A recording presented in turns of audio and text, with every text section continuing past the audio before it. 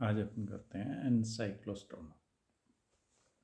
Ancylostoma जो है एक स्यूडोसिलोमेट है जो कि इसकी बॉडी सिलेंड्रिकल और थ्रेड लाइक धागे नुमा होती है।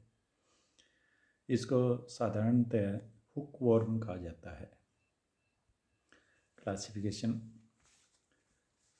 Phylum Nematoda, class Phasmidia, order Rhabditida, genus Ancylostoma and species डिओडिनली।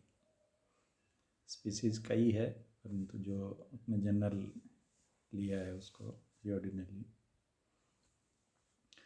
Ancylostoma जो है ये एक दागेनुमा पैरासाइट मनुष्य के आंत का पैरासाइट है जो कि छोटी आंत के अंदर पाया जाता है। ये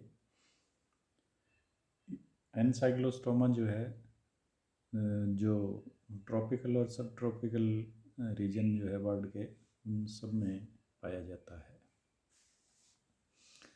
इसका एंटीरियर एंड जो है थोड़ा सा मुड़ा हुआ होता है, यानी हुक के समान संरचना बनाता है, इसलिए इसको हुक वॉर्म कहा जाता है। मेल और फीमेल अलग होते हैं, यानी इनमें सेक्सुअल डाइमॉर्फिज्म पाया जाता है। ये मेल और फीमेल एनसाइक्लोस्टोमा दिखाया गया है।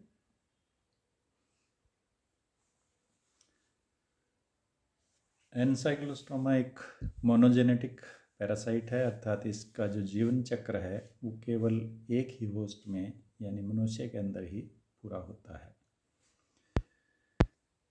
मेल और फीमेल में जो कपुलेशन की क्रिया यानी मैथुन की क्रिया जो है वो मनुष्य के इंटेस्टाइन में होती है। एक सिंगल फीमेल जो है एक दिन में लगभग 10 से 20,000 अंडे देती है। अंडों का डेवलपमेंट जो है, अंडे जो होते हैं वो मनुष्य की विष्ठा के साथ जो फीकल मैटर होता है उसके साथ बाहर निकाल दिए जाते हैं। अंडे इन्फेक्टिव स्टेज नहीं है, ये किसी दूसरे इंडिविजुअल को या दूसरे मनुष्य को इन्फेक्ट नहीं कर सकते, यानी इनके कारण इन्फेक्शन नहीं होता है। अगर ये निगल भी लिए जाते हैं तो ये स्टोमक के अंदर नष्ट हो जाते हैं। अंडों से लगभग 24 से 48 घंटे में लार्वी उत्पन्न होता है। लार्वी जो हैचिंग जो है उसके लिए नम तथा गर्म वातावरण लगभग 27 डिग्री सेंटीग्रेड टेम्परेचर तथा ऑक्सीजन की प्रचुर मात्रा चाहिए होती है। अगर स्थितियाँ फेवरेबल नहीं हैं इस तरह की तो जो अंडे हैं वो आगे डेवलप नहीं हो पाते, नष्ट हो जाते हैं। फर्स्ट स्टेज लार्वा, जो अंडों से लार्वा निकलता है वो फर्स्ट स्टेज लार्वा या रेब्डिफॉर्म लार्वा कहते हैं इसको। यह लगभग 250 माइक्रोमीटर लंबा होता है। इसका एंटीरियर एंड राउंडेड होता है, जबकि जो कॉडल एंड जो है यानी पोस्टीरियर एंड जो है वो थोड़ा शार्प या तीखा होता है। लार्वा अत्यधिक एक्टिव होता है और ये जो फीकल मैटर के अंदर बैक्टीरिया ऑर्गेनिक मैटर जो होता है उसको अपने भोजन के रूप में लेता है। सेकंड स्टेज लार्वा,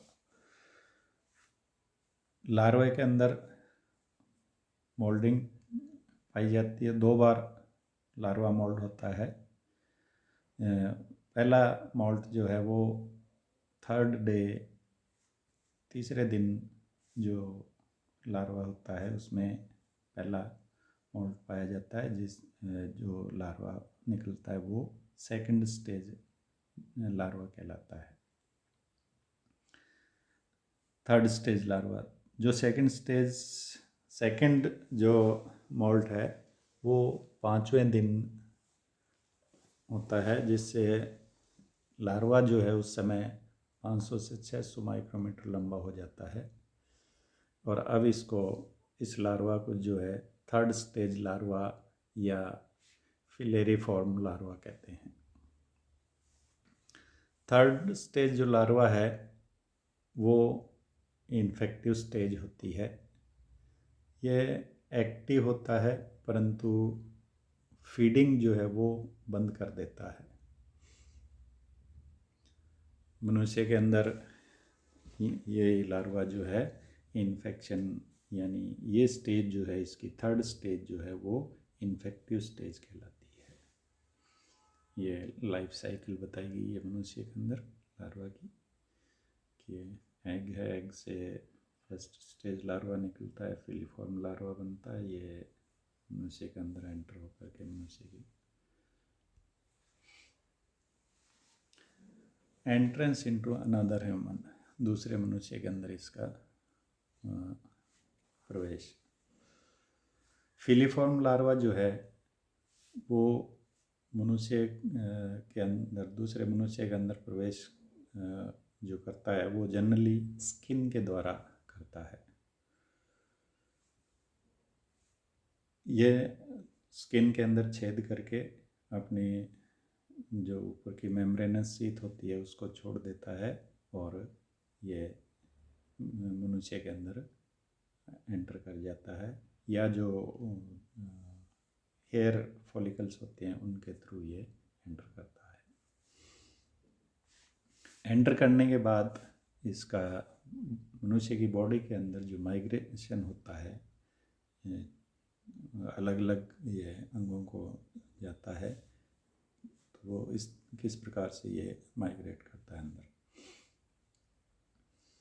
इन्फेक्शन के कई घंटे बाद जो है लार्वा मनुष्य की बॉडी के अंदर अलग अलग ऑर्गन्स, अलग अलग अंगों के अंदर ये घूमता है या माइग्रेट करता है।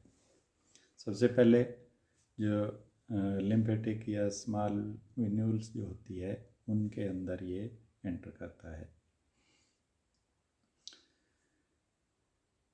यहाँ से ये मनुष्य के राइट वेंट्रिकल, हार्ट का जो राइट वेंट्रिकल होता है वहाँ पर पहुँच जाता है।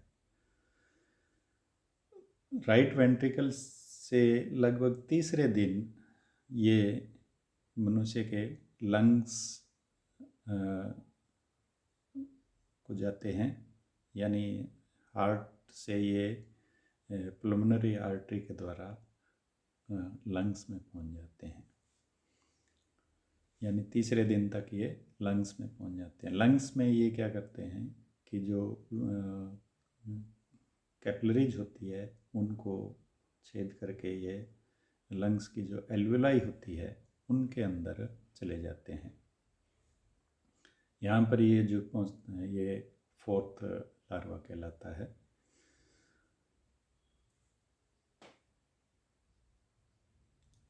एल्वेलाई से जो ये लार्वा है ये अब वापस ऊपर की ओर आता है, यानी एल्वेलाई से ये ट्रेकिया की ओर बढ़ता है और ट्रेकिया से ये फेरिंग्स में आ जाता है। तो फेरिंग्स से ये अपने अंदर इंटेस्टाइन की तरफ ये निगल लिया जाता है। जब ये इसोफेगस में पहुंचता है तो इनमें थर्ड मोल्टिंग होती है जिससे कि बक्कल कैप्सूल के अंदर स्मॉल टीथ्स उत्पन्न हो जाते हैं। यहाँ इसोफेगस से ये स्टोमक में पहुंचता है, स्टोमक से ये डियोडिनम में। तो इस तरह से ये लगभग 7 से 10वें दिन तक ये डियोडिनम में पहुंच जाता है। इस समय ये अपने साइज़ को ग्रो करता है, लगभग 2 मिलीमीटर तक ये पहुंच जाता है। अब ये डियोडिनम में जो है सेटल हो जाते हैं। इंटेस्टाइन की वाल से ये ब्लड को अपने भोजन के रूप में लेते हैं। ये 3 से 4 सप्ताह के अंदर सेक्सुअली मैच्योर हो जाते हैं और लगभग 6 सप्ताह बाद ये अंडे देने प्रारंभ करते हैं। Mode of infection of the hookworm, जो इसका इन्फेक्शन किस प्रकार से होता है। इन्फेक्शन जो हुकवर्म का है वो कई तरीक़ों से हो सकता है। पहला, जैसे इन्फेक्शन जो है जब कंटामिनेटेड एरिया जो होता है, यानी जहाँ पर फीकल मैटर मिलता है, वहाँ पर कोई आदमी जब नंगे पाँव निकलता है तो ये पाँव के अंगुलियों के बीच में ये फंस जाता है और सॉफ्ट जो स्किन होती है उसमें ये छेद कर देता है। तो इस तरह से ये पैरों के अंदर के हिस्से या अंगुलियों के बीच के हिस्से से ये मनुष्य की स्किन को छेद करके एंटर करता है। कई बार जैसे जो माली वगैरह गार्डनिंग का काम करते हैं तो वो जो फर्टिलाइज़र के रूप में इसको फीकल मैटर को यूज करते हैं, तो इनके जो हाथ जो होते हैं इनके द्वारा भी ये एंटर हो जाता है। इन्फेक्शन जो है ये कंटामिनेटेड जो वाटर या जो दूषित जो भोजन होता है उसके द्वारा भी हो सकता है। पैथोजेनिसिटी, रोगजनकता, जो एनसाइक्लोस्टोमा के द्वारा जो रोग उत्पन्न होता है उसे एनसाइक्लोस्टोमियासिस कहा जाता है। इसमें बहुत सीवियर एनीमिया होता है, यानी ब्लड की जो है वो कमी हो जाती है, क्योंकि ये ब्लड को अपने भोजन के रूप में लेता है, इसलिए मनुष्य के अंदर ब्लड की कमी हो जाती है। मनुष्य को ये इसके जो लार्वल और एडल्ट दोनों स्टेज जो है वो प्रभावित करती है।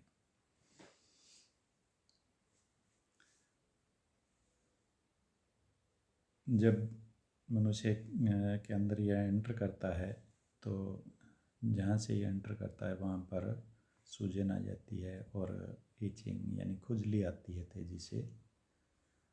इसको ग्राउंड इच कहते हैं, यानी लोकल एरिया में जहाँ पर ये एंटर करता है वहाँ पर खुजली होती है।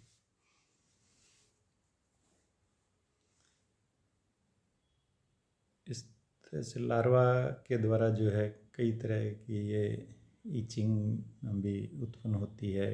जहाँ पर ये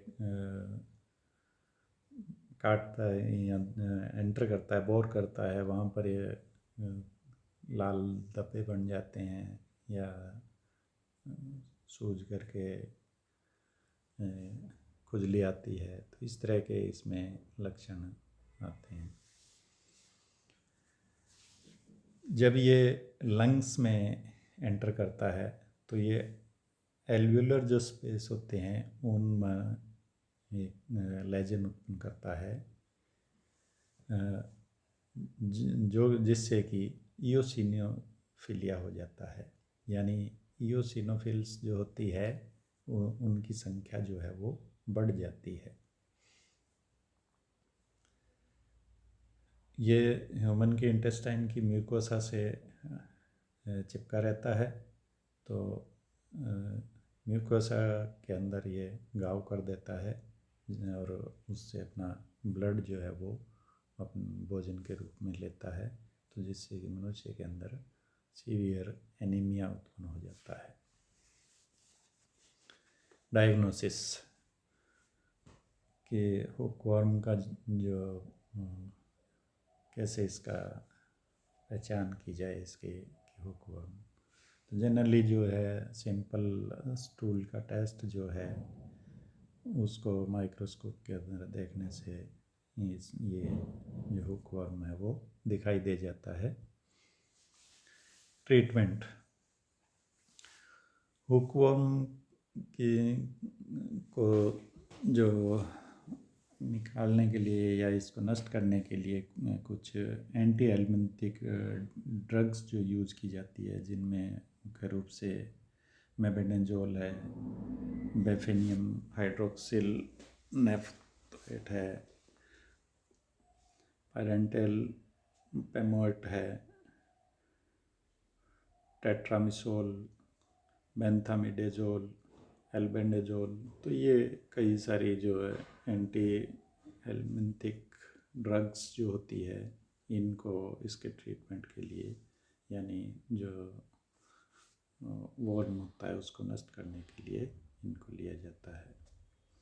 प्रोटेक्शन कि इससे सुरक्षा कैसे दें, तो सुरक्षा के लिए यही है कि इससे बचा जाए कि किस प्रकार से। तो पर्सनल प्रोटेक्शन में जैसे